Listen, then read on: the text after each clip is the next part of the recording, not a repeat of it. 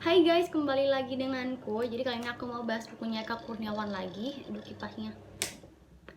Yang berjudul tapi aku gak akan bahas secara keseluruhan dari buku ini, melainkan aku akan aku akan menceritakan tentang salah satu kisah favorit aku dalam sini. Ada satu bagian yang menurut aku tuh indah banget gitu di sini. Bagian favorit aku di sini itu adalah kisahnya dari Kiai Sobrin dan juga Sri Astuti yang menurut aku sweet banget. Si Sobrin ini merupakan anak guru ngaji yang suka banget memperdalam ilmu agama dia. Jadi dia suka pindah-pindah pesantren. Dan akhirnya di suatu pesantren gak jauh dari situ, itu tinggallah seorang gadis bernama Sri Astuti, anak dari Juragan Batik. Setiap tengah malam Sri itu selalu terbangun gitu karena mendengarkan suara orang ngaji di pesantren itu.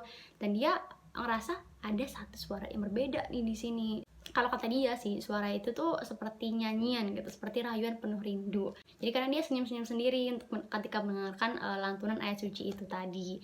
Dia lama-lama penasaran kan, aduh siapa nih, aduh gelisah banget nih, siapa sih nih orang gitu. Dia akhirnya ngirim pembantunya untuk mencari tahu siapa. Pembantunya bilang, dia pemuda yang cakap, baik budi, baik pekerti, namanya Sobirin gitu.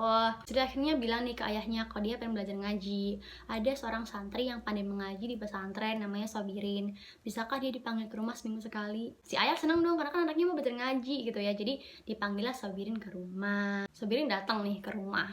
Terus istri langsung bilang, aku bisa membedakan suaramu dengan santri-santri yang lain.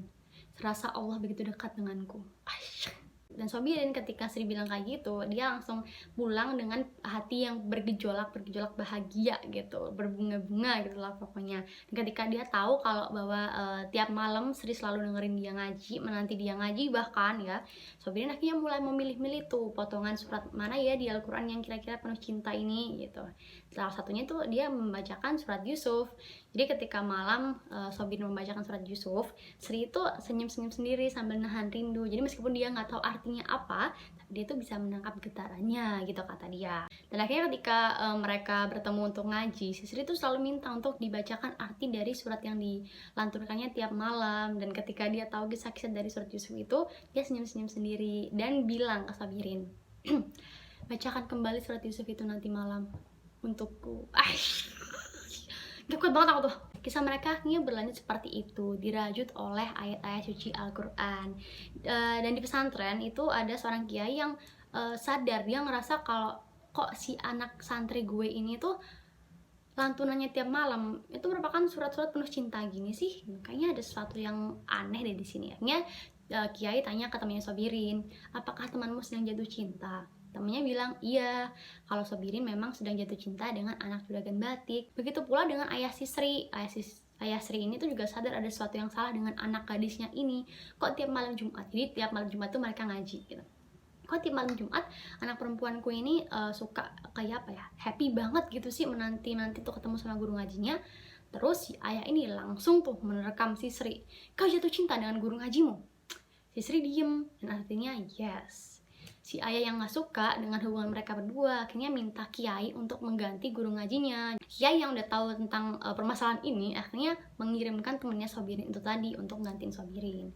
Si Sri loyo dong, karena ya kau bukan Sobirin gitu. Si Sri loyo, dan tapi temannya ini bilang, aku temannya Sobirin, kalau ada yang ingin kau sampaikan kepadanya, kau bisa mempercayaiku. Sri langsung senyum lagi, langsung baiklah. Di pesantren Kiai ini ngobrol 4 mata di sama si Sobirin.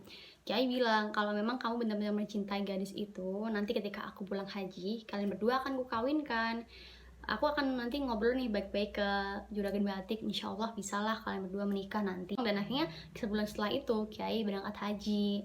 Nah Sobirin dengan Sri itu hubungannya masih berlanjut seperti itu lewat lantunan ayat suci, lewat temennya Sobirin ini gitu. Dan dia juga menceritakan nih ke Sri tentang rencana lamaran ini tadi.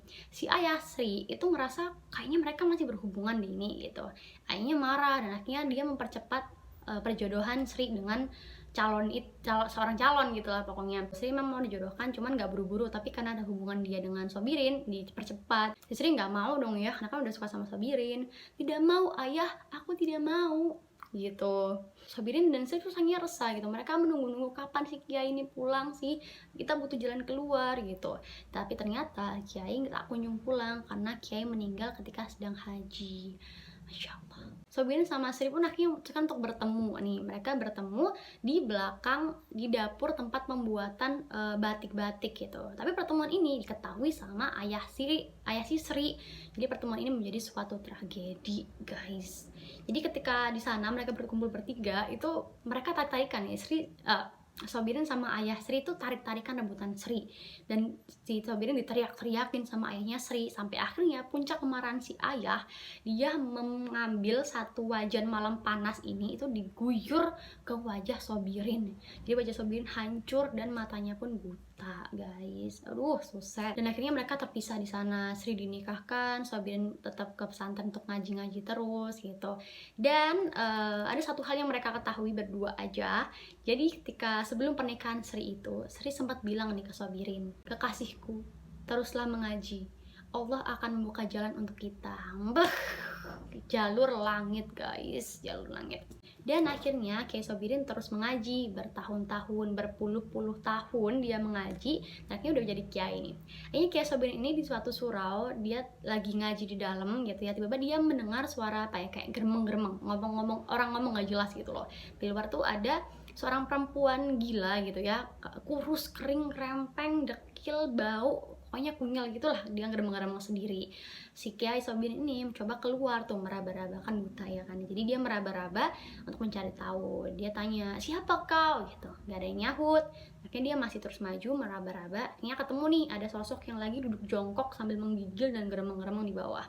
Dia raba-raba kepalanya, rambutnya diraba-raba gitu. Dan ketika diraba-raba itu, si perempuan gila itu juga megang tangan Sobirin, guys, dipegang sambil geremeng-geremeng gitu kan. Terus si Sobirin tanya lagi, "Siapa kau?" gitu, nggak disahut tapi malah geremeng-geremeng lagi. Dan akhirnya Sobirin bilang, "Aku tahu kau siapa." Perempuan gila itu adalah Sri Astuti, guys. Jadi mereka akhirnya berdua menikah bahagia. Yang sebenarnya terjadi adalah ketika Sri menikah, di malam pertamanya dia, Sri itu jadi gila. Dan akhirnya dibawa ke rumah sakit jiwa lah, dibawa ke tabib, ke dukun, terus bahkan sampai dipasung bertahun-tahun, Sri itu nggak sembuh-sembuh gitu. Dan akhirnya ayah Sri Astuti itu meninggal dunia, dan sang suami ini itu tuh nggak kuat gitu ngurus Sri. Akhirnya Sri dilepaskan, Sri pun menggelandang, keluyuran kesana kemari. Sri keluyuran untuk mencari Sobirin, dan akhirnya bertemulah Sri dengan Sobirin di suatu surau itu. Jadi lantunan ayat suci yang dilantunkan oleh Sobirin, dan mungkin saya juga berdoa gitu ya setiap hari, tiap saat, mempertemukan mereka berdua, guys. Jadi kalau kalian memang tujuannya itu baik gitu ya, karena Allah gitu, pasti ada jalan, guys, untuk mempertemukan kalian berdua gitu loh. So begitulah kisah yang ingin aku sampaikan, yang ingin aku ceritakan di sini.